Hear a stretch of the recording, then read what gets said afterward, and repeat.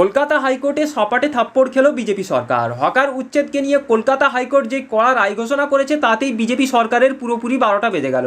পশ্চিমবঙ্গে BJP party ক্ষমতায় আসার পর থেকেই গরিব হকারদের ঘরবাড়ি ভেঙে দিচ্ছিল, দোকান বাড়ি সব ভেঙে গুড়িয়ে দিচ্ছিল।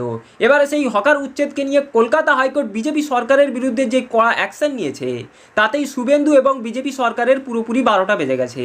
তো চলুন এই ভিডিওটি ধৈর্য ধরে শেষ পর্যন্ত দেখুন যে হকার উচ্ছেদকে নিয়ে কলকাতা হাইকোর্ট বিজেপি সরকারের বিরুদ্ধে ঠিক কী কড়া পদক্ষেপ নিল, তাতে বিজেপি সরকার এখন কত বড় বিপদে পড়ে গেছে। কলকাতা হাইকোর্টে মোট এই রেলের জমিতে হকার উচ্ছেদের নোটিশ নিয়ে মোট 25টি মামলা দায়ের হয়েছে। বিচারপতি হিরণময় ভট্টাচার্যের এজলাসে এই মামলার শুনানি হয়। প্রাথমিকভাবে বিচারপতি 31শে জুলাই পর্যন্ত হকার উচ্ছেদের নোটিশের ওপরে অন্তর্বর্তীকালীন স্থগিতাদেশ জারি করেছেন। শুধু তাই নয়, বিচারপতি এই মামলা শুনতে গিয়ে তিনি বেশ কিছু প্রশ্ন করেছেন রেলের আইনজীবীকে।